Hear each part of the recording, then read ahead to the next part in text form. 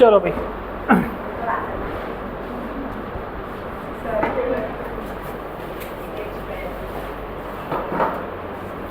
क्या पढ़ना है? Electricity. Everyone need to reply, क्या पढ़ना है भाई? इलेक्ट्रिसिटी। तो इलेक्ट्रिसिटी स्टार्ट कहाँ से होता है बेसिकली? मतलब चैप्टर पेज नंबर बताओ। नहीं, Raj electricity is a charge form of energy. एक इतना सारा दिमाग मत चला कि घिस जाए। नहीं वैसे इधर ध्यान दो। अब electricity is basically study of charge. क्या होता है? Study of charge. तारा શું ડાઉટ હતો? ડાઉટ છોડો, ડાઉટ નામ તો ખબર છે મને, તું કશું બોલતી નહીં. એવું છે?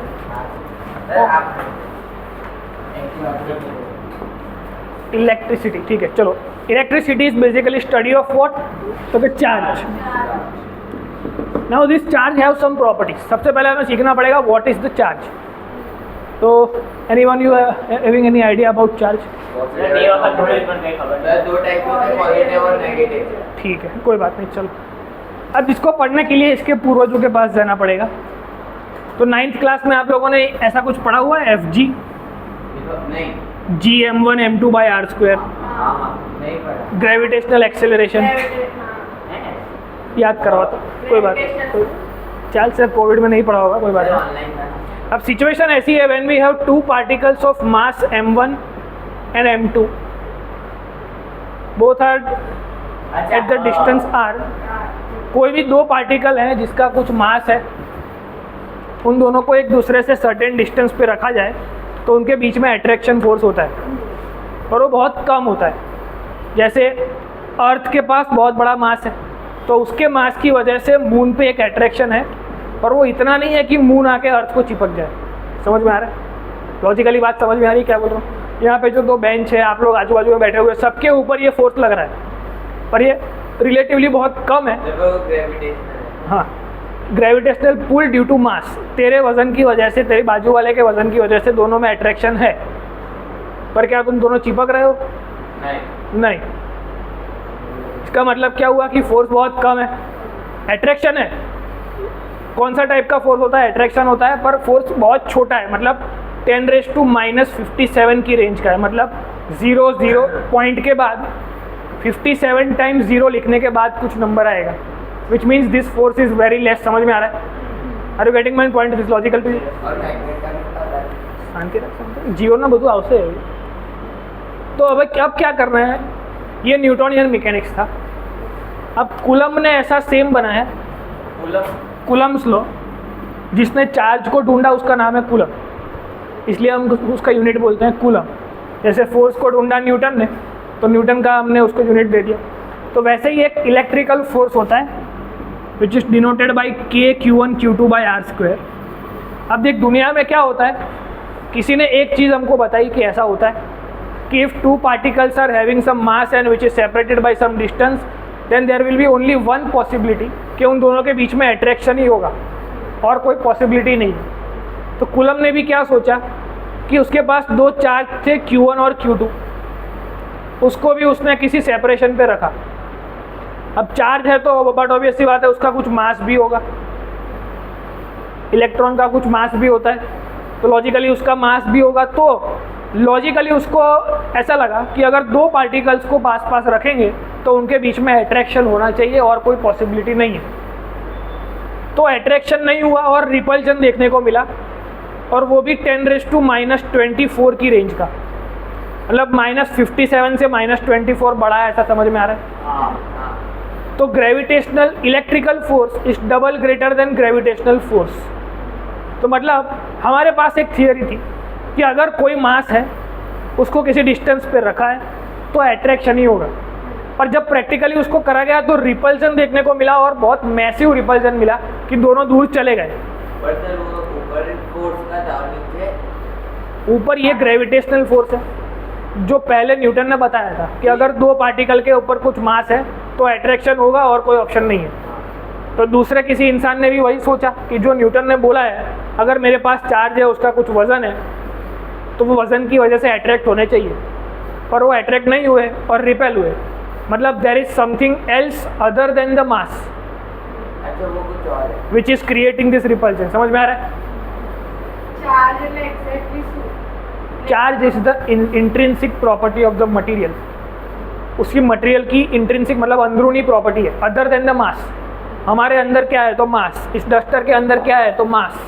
ये न्यूटन का लॉ था मास का। हाँ, कि मास की वजह से होता है अट्रैक्शन, और बट चार्ज की वजह से होता है रिपल्शन, अट्रैक्शन बोथ, और मैसिव होता है। मतलब यहाँ पे क्या था कि दो पार्टिकल उठ के चिपक नहीं रहे थे, यहाँ पे दो पार्टिकल चिपक भी रहे हैं और दूर भी जा रहे हैं, तो वो अट्रैक्शन रिपल्शन तो हो रहा है पर बहुत मैसिव किस्म का हो रहा है। तो बेसिकली हमें चार्ज के बारे में क्या लिखना है कि charge is the intrinsic property of the material by virtue of which the attraction in repulsion happening between the two charges. समझ में आ रहा है? तो एक इलेक्ट्रिकल फोर्स है, वो इलेक्ट्रिकल फोर्स जिसकी वजह से आया वो वर्च्यू आपका चार्ज है। समझ में आ रहा है क्या बोल रहा हूँ? कि ग्रेविटेशनल फोर्स है वो किसकी वजह से है? Due to mass. कि मास है तो ग्रेविटी है। सिमिलरली यहाँ पे फोर्स मिला तो फोर्स किसकी वजह से हुआ? मास के अलावा कुछ और होगा इसके पास तो ये फोर्स आया। तो that property other than the mass is called charge. समझ में आ रहा है? सबसे पहले क्या ढूंढा गया? पूरा चैप्टर इस पर्टिकुलर चीज़ के ऊपर बेस्ड है, तो आपको पता होना चाहिए चार्ज क्या है। तो लॉजिकली आपको लिखना है कि charge is an intrinsic property. शांति रख दो। Property of the material other than the mass by virtue of which the electrical force works।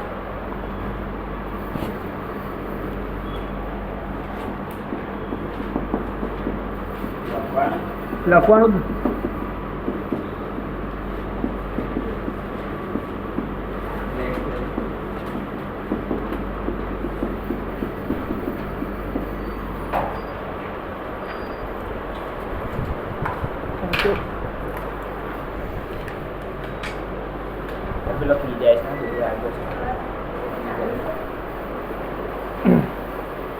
मतलब पॉज करूँ ये એવું મને લાગે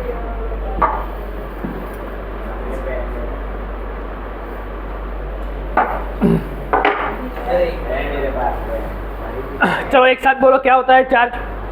An intrinsic property of the material other than mass by virtue of which electric force is exerted। मतलब electric force जो यहाँ पे एग्जर्ट किया एक दोनों के बीच में, वो किसकी वजह से किया? चार्ज की वजह से।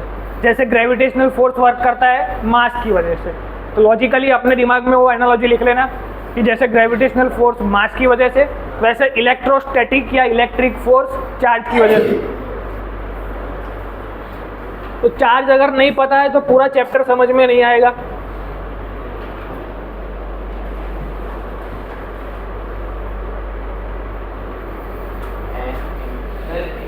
इंट्रिंसिक मतलब उसके अंदर की प्रॉपर्टी ऐसी किया और अब बीएड कर रहा हूँ। अभी भी पढ़ रहे हैं।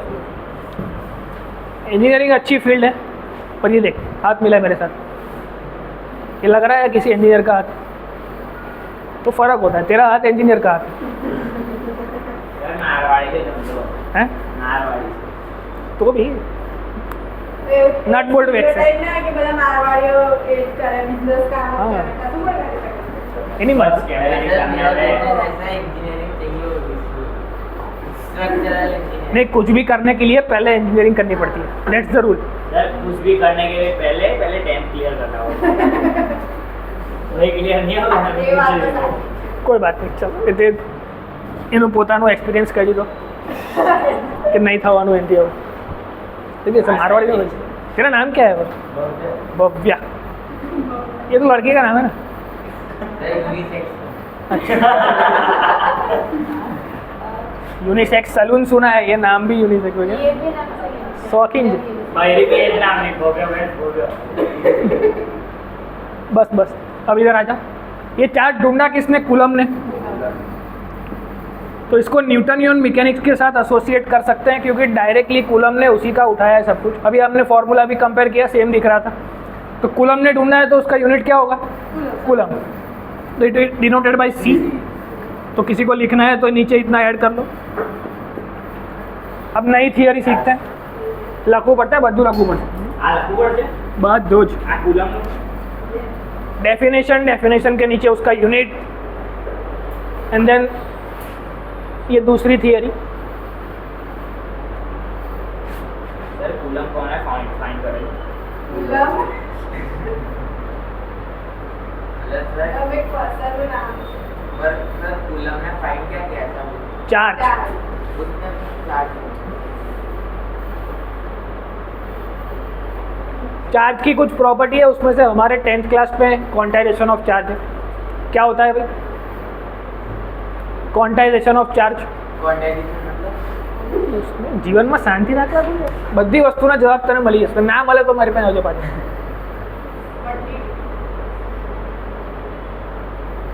सर आप केमिस्ट्री और वो नहीं पढ़े थे क्या उससे बताया એટલો ખરાબ ટાઈમ આવ્યો નહીં હજી. આવશે તો કરાવી દઈશ. Konta which means packet. લાલ નાખીને લાલને પીળું નાખીને લીલું કાઢવાનું પૂછે તો એક્સેપ્ટ. इतना બધું नहीं, उसमें डिटेल होता है, सबका एक्सप्लेनेशन होता है, पर हमारे लेवल पे हमको जितना समझना होता है उतना ठीक है. वो सारे एक्सेप्शंस के ऊपर पीएचडी हो सकती है, उतना डिटेल में है केमिस्ट्री, ऐसा कुछ गप्पू नहीं है. અરે મારા માટે તો મારા લેવલ पे બહુ सर मतलब ऐसा बोल रहा हूँ अगर पढ़ाते हो ना तो आप भी पढ़ाओ ना बहुत अच्छा पढ़ाते तो 11th-12th में कौन पढ़ाएगा? बस કોમાં આવ્યો कोई फर्क नहीं पड़ेगा, क्योंकि पेपर तो हूँ चेक करता नहीं. फिर भी आप पढ़ देखो इधर ध्यान दो. अब मैंने लास्ट टाइम भी आपको बताया था कि फिजिक्स जो है वो अलग अलग लैंग्वेज में ज़्यादा है, मतलब कंट्रीब्यूशन आउट ऑफ इंडिया से ज़्यादा है, मतलब लैटिन साइंटिस्ट, जर्मन साइंटिस्ट. तो क्वांटाइजेशन ऑफ चार्ज में वर्ड है क्वांटा, जिसका मतलब होता है पैकेट. ये लैटिन वर्ड है. तो इधर ध्यान दे. क्या पढ़ रहा है तू अभी? ये नाम, टॉपिक का नाम क्या है? क्वांटाइजेशन दूसरा क्वांटा जो है वो लैटिन वर्ड है, उसके आगे का समझा है. तो ये इसका मतलब होता है पैकेट. कि मतलब charge will always travel in a packet. मतलब सबसे छोटा चार्ज का यूनिट क्या होता है? तो कि भाई इलेक्ट्रॉन. इलेक्ट्रॉन से छोटा भी होता है, जिसे हम बोलते हैं क्वार्क्स. क्या बोलते हैं? ये हमारे बिल्कुल सिलेबस में नहीं है. क्वार्क्स मतलब charge is made up of, electron is made up of quarks. कि इलेक्ट्रॉन के अंदर अगर देखेंगे तो 3 क्वार्क का कंपोजिशन दिखेगा, उसको मिला के इलेक्ट्रॉन बना है.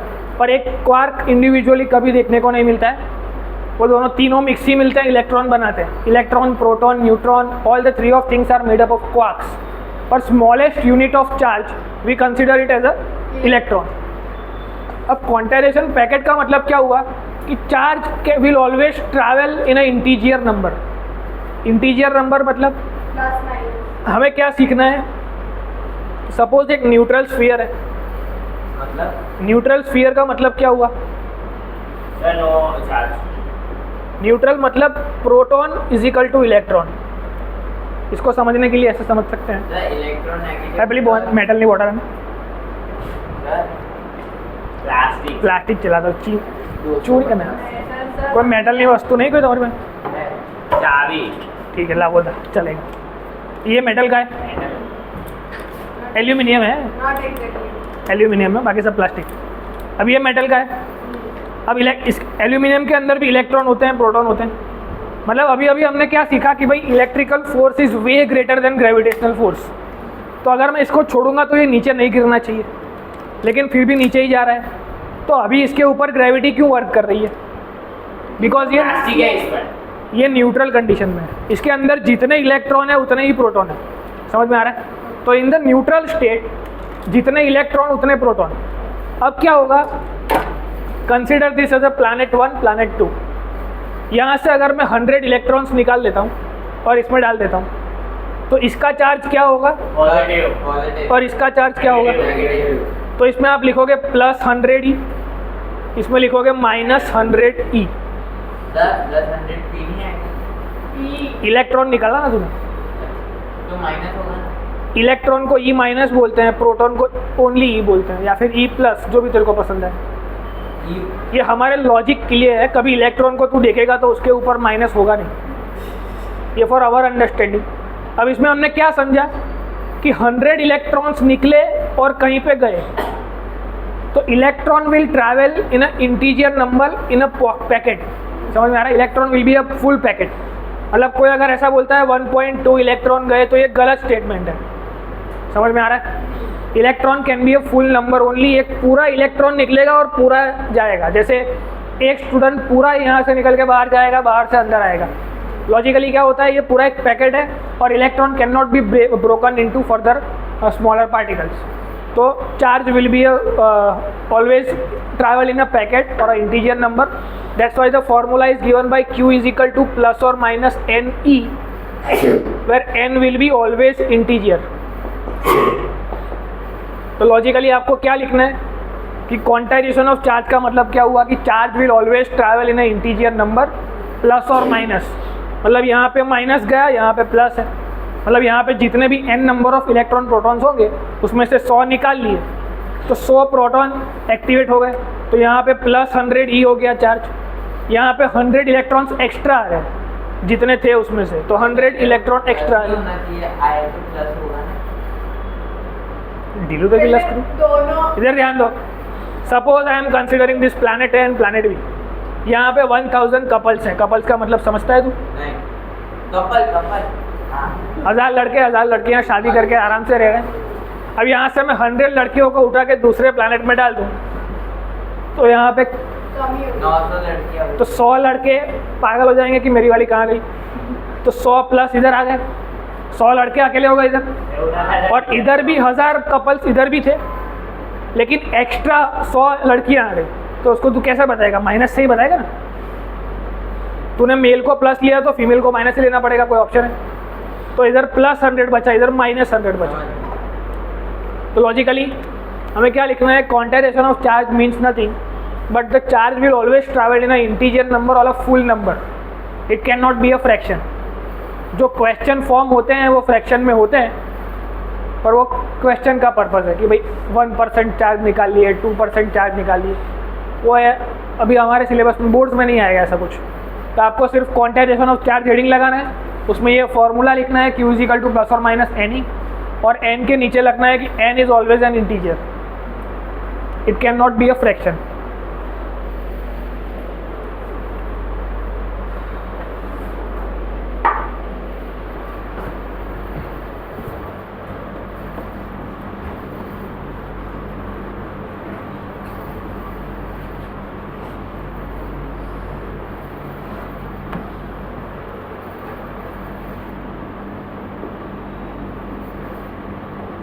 क्वांटाइजेशन हाँ, q मतलब चार्ज q, क्वांटाइजेशन वस्तुનું નામ છે કે charge will always in a packet.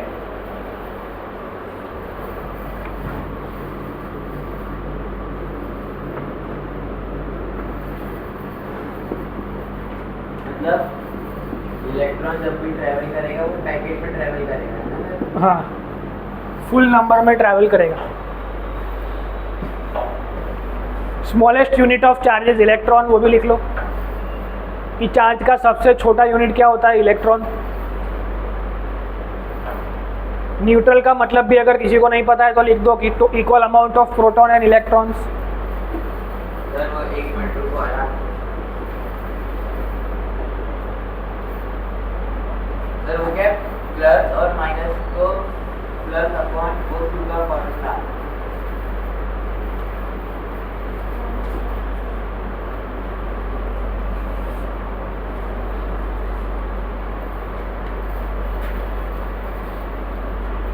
उसकी वैल्यू भी लिख लो इलेक्ट्रॉन की। स्मॉलेस्ट यूनिट ऑफ चार्ज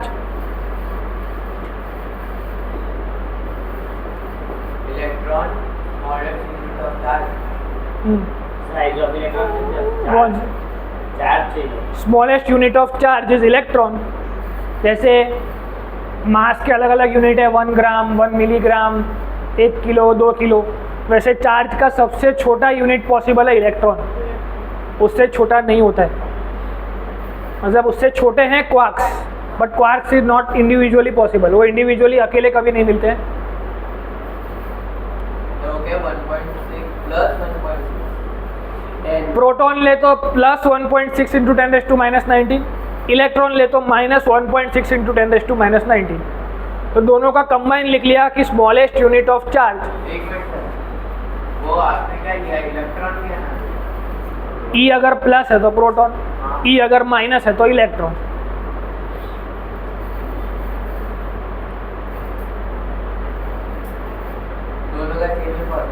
दोनों का सेम नंबर है, हाँ, मतलब smallest unit of charge is electron and it's value is given by this. तो ये आपको रटी हुई होनी चाहिए ऑलवेज। क्या होता है इलेक्ट्रॉन की वैल्यू चार्ज की? 0.6 कूलम। अब क्वेश्चन इसमें से कैसा बनता है? एक मिनट, प्लस हमेशा प्रोटॉन होता है और नेगेटिव हमेशा इलेक्ट्रॉन। अब जिसको समझ में आ गया है वो ये क्वेश्चन सॉल्व करो। बुक बंद कर दो, बुक कोई नहीं ओपन रखेगा, सबके एनसीईआरटी बन चाहिए। नीचे नीचे मुझे दे, बंद करें, नीचे मुझे दे, बंद कर दे एनसीईआरटी।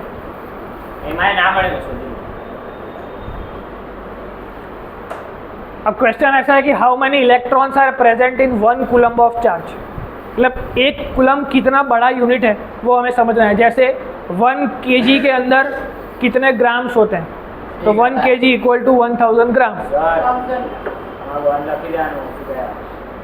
इसलिए आपको अभी आपके पास क्या क्या डिटेल्स अवेलेबल है। पूछा है हाउ मेनी चार्जेस, तो नंबर ऑफ चार्ज पूछा है। फॉर्मूला आपके पास है Q इक्वल टू प्लस और माइनस NE, उसमें से N पूछा है। इलेक्ट्रॉन का चार्ज आपको पता है, कितना बनाना है तो क्या भाई 1 कूलम बनाना है वो भी पता है। तो ये की इसकी वैल्यू रखो, इसकी वैल्यू रखो, तो N की वैल्यू मिल जाएगी। सॉल्व करो और बताओ कितना नंबर मिल रहा है। एक मिनट, अरे आपने वीडियो लिखा है? खबर 6 तू कर तो फिर। माइनस आता है। Number can not B negative. अगर मैं गिन रहा हूँ 1 इंसान, 2 इंसान, 3 इंसान, तो वो तो प्लस ही हुआ। -1 इंसान का मतलब क्या हुआ? सर एक बार न्यूट्रल का मतलब क्या होता है? Equal amount of proton and electron. 1.6 का प्लस आता है, माइनस आता है। ये जाओ तो ये जाओ 1/1.6 into 10⁻⁻19। हाँ तो कर सॉल्व, થઈ ગયું ને? ખોટું નંબર લાવવાનો, सॉल्व करवानो जी आगे।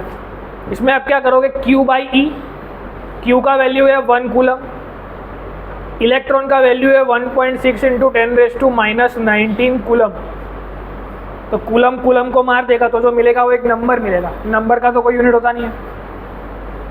तो 1/1.6 10⁻19 ऊपर जाएगा तो प्लस हो जाएगा। ઉપર કેમ જશે પણ? પ્લસ કરવાનું છે નેગેટિવ તને નંબર જોઈએ છે એક, 1/1.6 કરો, જે આવશે એ નંબર। सर नहीं आया। लॉजिकली हमको क्या चाहिए कि एक कूलम बनाने के लिए कितने इलेक्ट्रॉन चाहिए। हाँ, क्वेश्चन समझ में आया?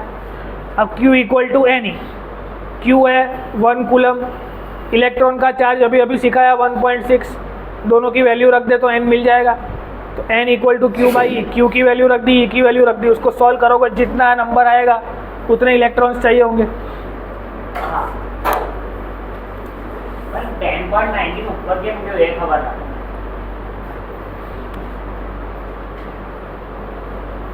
very sorry. એમનો मेरे को समझ में नहीं आता ऐसा कि भाई 10⁻1 है, उसको अगर मैं न्यूमरेटर से डिनोमिनेटर बनाऊंगा અચ્છા तो 10⁻⁻1 हो जाएगा। એટલે આને डिनोमिनेटरમાંથી न्यूमरेटर बनाओ तो क्या होगा, प्लस हो जाएगा। પેલું નારી પુરુષ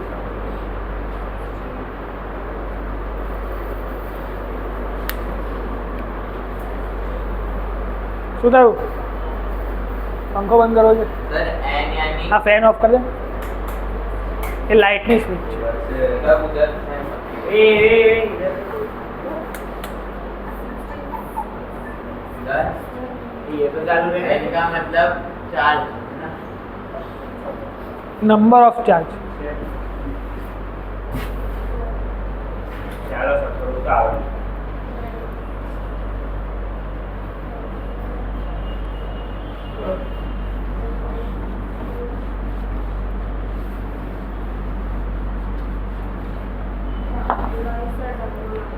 क्या आंसर आया अभी? खबर नहीं क्या है। सर यही ये हो जाएगा 1/16, इसका एक और 10 आएगा, वो भी ऊपर जाएगा तो क्या हो जाएगा 20। अब 1/16 करो, क्या आ रहा है? सर एक ये उधर कैसे हुआ? कौन किधर गया? 0.625 आता सर। सर 0.625। हाँ सर सर बराबर। वो उधर कैसे? अब पॉइंट को 3 पॉइंट राइट साइड ले जाना है, 1 2 3।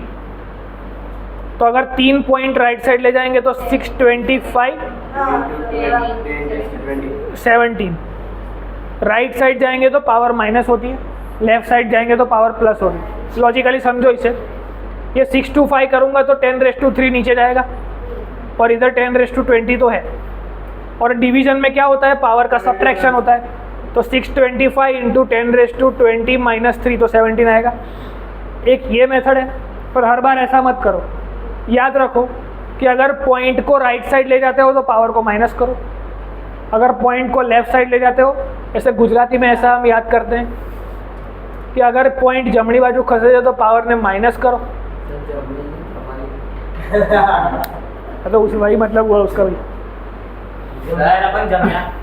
सर ये नहीं समझ आया, ये जो आपने सेकंड किया ना 1.6 10⁻19 उधर कैसे माइनस से प्लस हो गया? ये डिनोमिनेटर से न्यूमरेटर जाएगा तो प्लस हो जाएगा। लॉजिकली इतना पता नहीं है तुझे नहीं कि 10⁻1 को 1/10⁻1 लिख सकते हैं।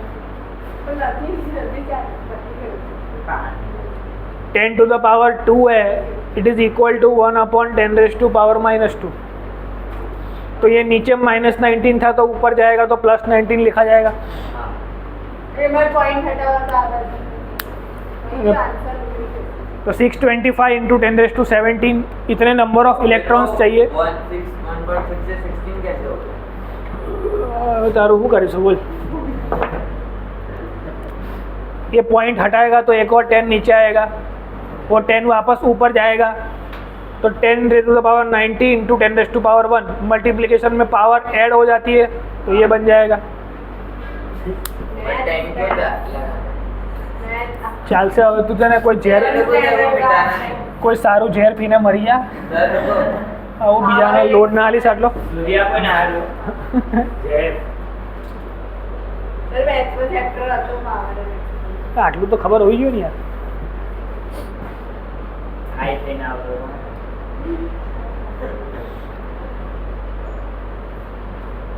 चलो सबने लिख लिया है। इसके बाद हमें समझना है किसी को वेलोसिटी क्या होता है याद है?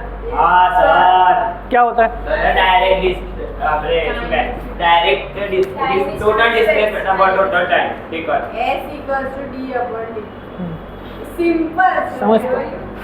मैं हाथी बोले ना। If I have a particle at t = 0 वो यहाँ पे है, अब t = t पे वो यहाँ पहुँच गया है, मतलब पार्टिकल ने अपनी पोजीशन चेंज करी। पहले ये पोजीशन थी, अब ये पोजीशन है। तो ये इनिशियल पॉइंट था, ये फाइनल पॉइंट है। तो velocity is defined by displacement upon time. वही तो बोला। डिस्प्लेसमेंट मतलब final point minus initial point, वो डिस्प्लेसमेंट हुआ। टाइम हुआ t - 0 मतलब t। तो फॉर्मूला हुआ डिस्प्लेसमेंट अपॉन टाइम, मतलब for any particle which is changing its position with respect to time, उसका फॉर्मूला हुआ v = d/t। ये हमने सीखा हुआ है motion in one line, linear motion वाला चैप्टर था 9th क्लास में। अब क्या हो रहा है, किसी भी वायर के अंदर अगर कोई इलेक्ट्रिकल वायर है, उसको अगर जूम करके देखेंगे तो ऐसा दिखेगा। उसके अंदर एक चार्ज है, अब वो चार्ज मूव कर रहा है। समझ में आ रहा है क्या बोल रहा हूँ? तो चार्ज t = 0 पे यहाँ पे है, t = t पे यहाँ पे है। तो इसका मतलब क्या हुआ, rate of change of displacement is known as velocity. तो current is equal to rate of change of charge. समझ में आ रहा है? लॉजिकली समझ में आ रहा है कि करंट मतलब charge is changing its position with respect to time inside the wire. तो ये लीनियर मोशन से इसको एसोसिएट कर सकते हैं, ये भी एक तरीके का लीनियर मोशन हुआ। करंट का सिंबल है। अभी समझना क्या है, किसी भी वायर को अगर जूम करके देखेंगे तो अंदर चार्ज चल रहा होगा। तो जैसे हम लीनियर मोशन करते हैं साइकिल से या चल के, तो लीनियर मोशन के लिए velocity is defined like this, if person is doing this much displacement in this much time. यहाँ पे भी क्या हो रहा है, चार्ज इज डूइंग डिस्प्लेसमेंट, पहले वो यहाँ पे था, अब वो वायर में यहाँ पे कहीं पे है, तो चार्ज चला वायर के अंदर, तो वायर के अंदर एक तरीके का मोशन ही हुआ। तो rate of change of charge is known as electric current, कि चार्ज ने जो मोशन किया with respect to time, that is known as electric current. It is denoted by I. तो इसका डेफिनेशन क्या लिखोगे, rate of change of charge. नहीं, मैं मतलब समझा रहा हूँ, एक मिनट रुको। सर क्यू तो डायरेक्ट क्यू भी लगाना है, Q is equal to plus minus N upon D is equal to आई। शांति रखना कहूँ।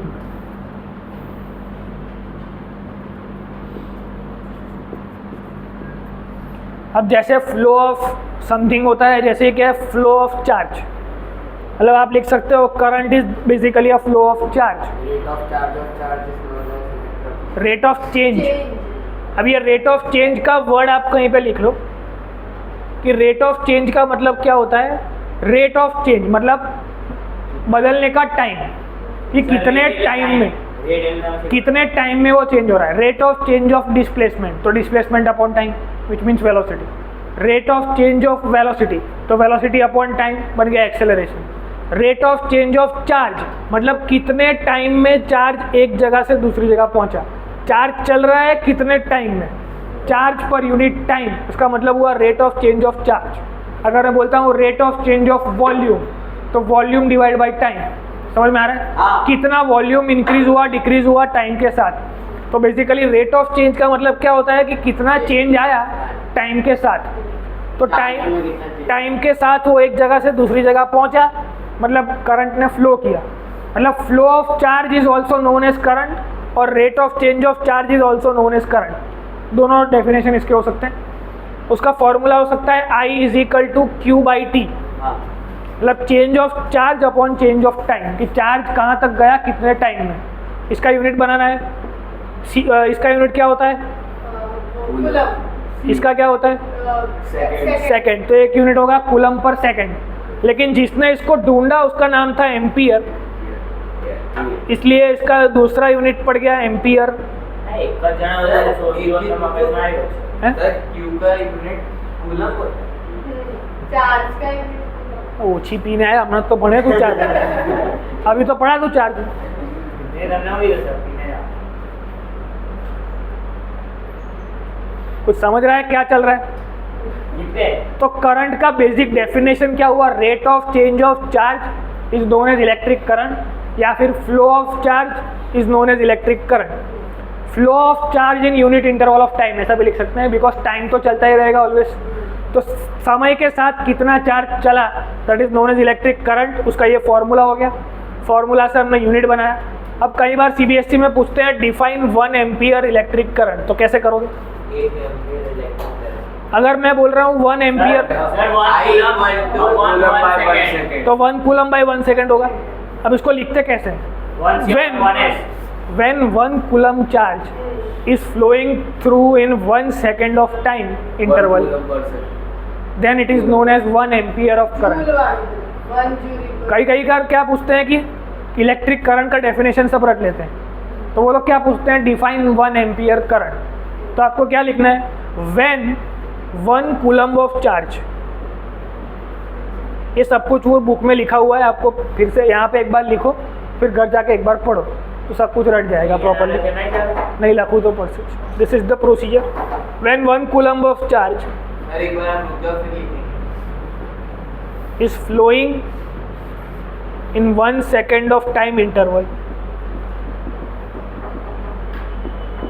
then we can say that it is 1 ampere of current. Simple. यानी Q upon T।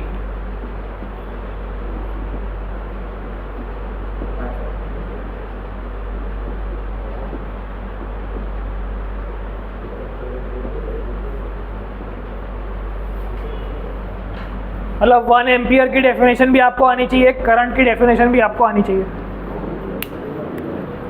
બોલમાં pose થઈ ગયું લાગે છે. चलो आगे बढ़ते हैं. हाँ संविधान बना चाल से छोड़ें. पोटेंशियल अब असल में प्रॉब्लम क्या है, पोटेंशियल ऑलवेज डिफरेंस में होता है. पोटेंशियल एट अ पॉइंट कभी नहीं मिलता है, पर यहाँ पे डिफाइन करा गया है तो हम उसको समझते हैं क्या होता है, कैसे होता है. अब सबके घर में वाटर टैंक है, पानी की टंकी होती है सबके घर में.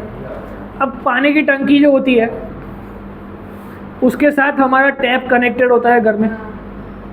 अब जैसे ही टैप को ओपन करते हैं उसमें से पानी आता है. कोई मोटर तो लगाया नहीं है, फिर भी पानी उसमें आता है. तो कैसे आया? ગ્રેવિટી और ग्रेविटी भी बोल सकते हैं. સર પેલું શું કહેવાય આપણે एयर दूसरा एग्जांपल लेते हैं भाई. अब कार वॉश करनी है, इसी टैप के साथ हमने एक रबर का पाइप ज्वाइन कर दिया, तो रबर के पाइप के इस एंड पे पानी है, इस एंड पे नहीं है. तो इसका मतलब क्या हुआ? प्रेशर डिफरेंस है. एक जगह पे प्रेशर ज़्यादा है, एक जगह पे प्रेशर कम है, इसलिए पानी नल के साइड से जहाँ पे खाली है पाइप वहाँ तक फ्लो किया. तो to create any kind of flow we require pressure difference. Logically समझ में आ रहा है? સર ડિફ્યુઝન કેવું કહેવાય? अब हमें पता है कि करंट क्या है. बातें बंद. वी नो दैट कि current is actually a flow of charge. तो किसी भी वायर में, हमने वायर को भी ऐसे जूम करके देखा, इसके अंदर एक चार्ज होता है जो चलता है. अब चार्ज चलेगा तो उसको धक्का लगाना पड़ेगा, कहीं से उसको प्रेशर डिफरेंस देना पड़ेगा.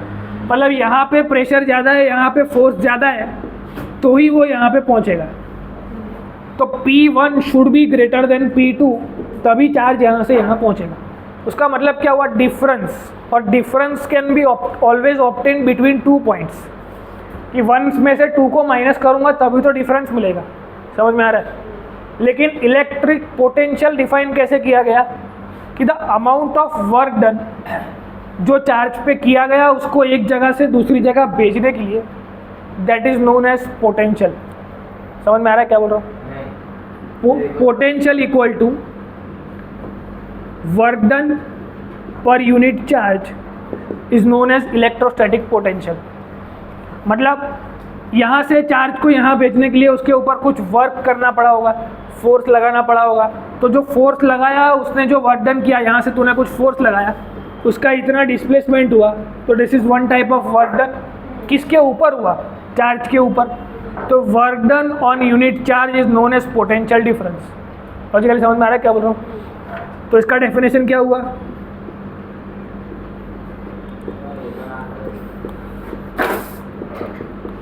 राम चलो माना जैसे गिराते और गिराते नहीं है. क्या बोल देना कि नहीं बना मिलाने का आप पड़ेगा कभी पता चलेगा. ऐसा कि उन्होंने आपको थोड़ी हो. चल, work done per unit charge is known as potential at that point. कि किसी भी चीज़ को मूव करने के लिए वी नीड प्रेशर डिफरेंस. तो वो प्रेशर डिफरेंस कौन है? तो पोटेंशियल खुद एक प्रेशर डिफरेंस है जिसकी वजह से चार्ज मूव करता है. समझ में आ रहा है? जो चार्ज को मूव करता है उसको पोटेंशियल डिफरेंस. हाँ, मतलब किसी भी चीज़ को एक जगह से दूसरी जगह लाने के लिए प्रेशर डिफरेंस ज़रूरी है. मतलब to create any kind of flow we need pressure difference. पानी को फ्लो कराने के लिए प्रेशर डिफरेंस था तभी पानी फ्लो किया. सिमिलरली चार्ज को फ्लो कराना है तो हमें किसी तरीके का प्रेशर डिफरेंस चाहिए, तो वो फोर्स इसको देना पड़ेगा चार्ज को, तभी वो एक जगह से दूसरी जगह पहुंचा होगा. तो विच मीन्स यहाँ पे जो डिफरेंस है which is called potential difference, पर एक ही पॉइंट पे, इसी पॉइंट पे इसके ऊपर कुछ वर्क करना पड़ा होगा, that is known at potential at that point. Work done on the unit charge, कि जो वर्क इस चार्ज पे करना पड़ा उसको यहाँ से यहाँ लाने के लिए, that is known as potential per unit charge. और sir V equal to W/Q. V का मतलब है V का मतलब potential is known as work done per unit charge. जब इसका यूनिट बनाना हो तो कैसे बनेगा? वर्क डन એટલે जूल्स में लो एनी वाला कौन-सी मतलब जूल पर कूलम, या फिर जिसने उसको ढूंढा उसका नाम था वोल्टा, वोल्ट. तो उसके नाम पे उसका यूनिट बन गया वोल्ट. अब कोई बोले कि 1 वोल्ट का डेफिनेशन क्या होगा? 1 joule of work done at 1 volt. मतलब when 1 joule of work done has been done on 1 coulomb of charge, then we can say that कि 1 volt of potential is there. हम बोलेंगे कि V यानी volt, हाँ, When V यानी potential difference. when 1 joule of work done has been done on 1 coulomb of charge, then we can say that 1 volt of potential has been applied. Same definition.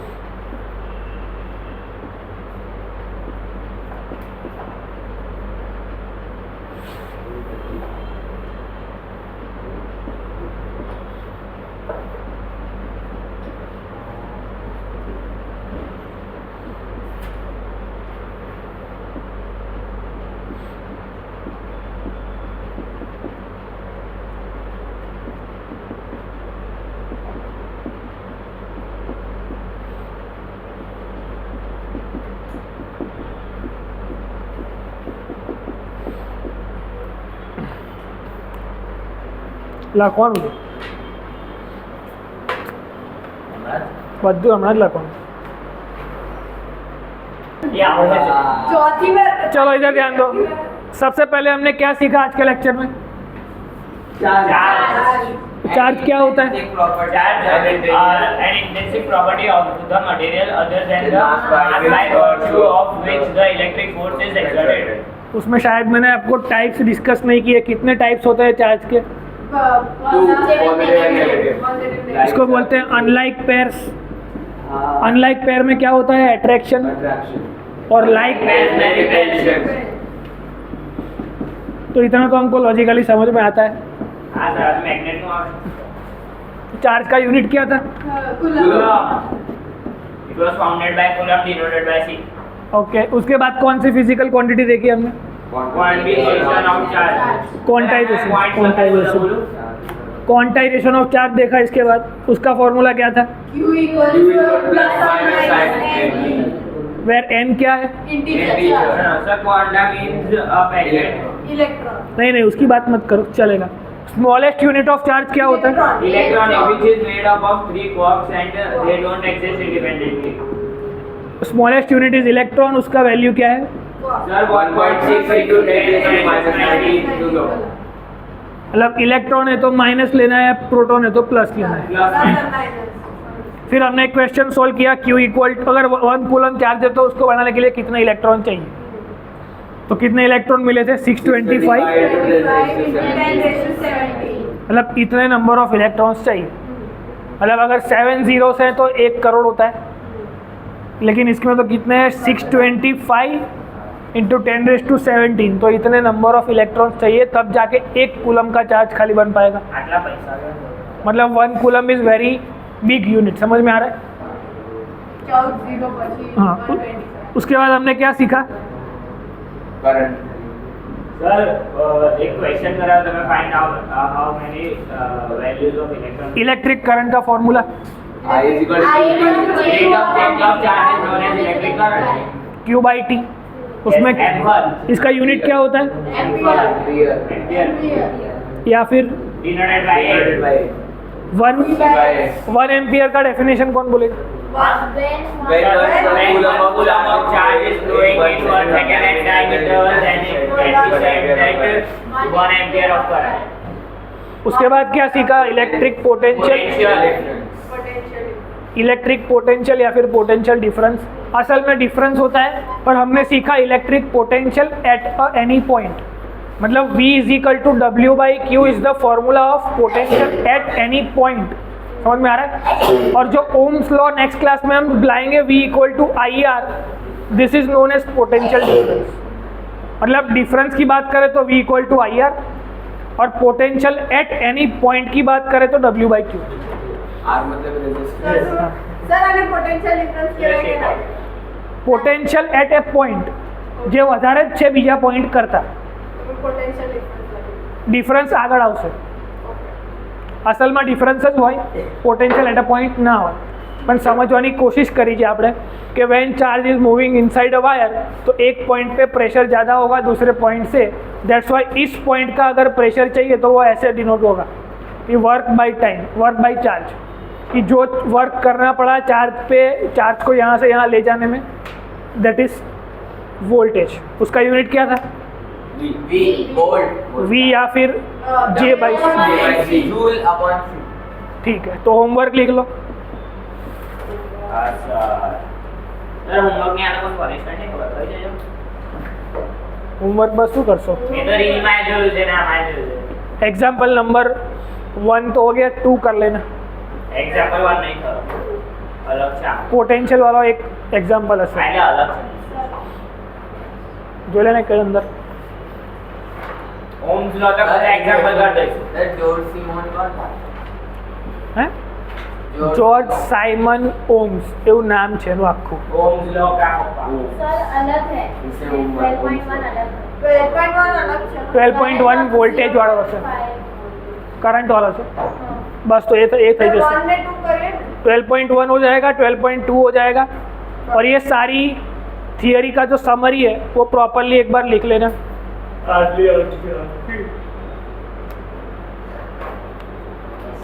ताकि सब कुछ याद हो जाए। નીકળ્યો बस जाओ जलसा બાકી करो। 5 મિનિટ માં કેતા તો બેસી ગયો બેસવો તો બેસો, ચાલો બેસી और सर मेरा तो हैं?